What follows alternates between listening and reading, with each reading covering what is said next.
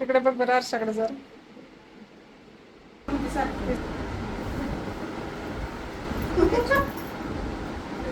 युट्यूबला नाही दिसलं तरी चालतं. युट्यूबला कसं जास्त करून शिकणारेच लोक सर्च करतात ना, त्यांना हेअर कट शिकायचं.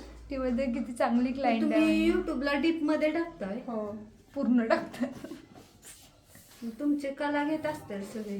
बरेचसे जास्त व्हिडिओ मध्ये नाही बोलले. पण सारखे कट करायला लागते.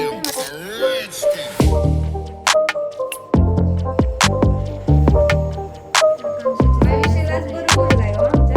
नाही, त्याच्या आधीचे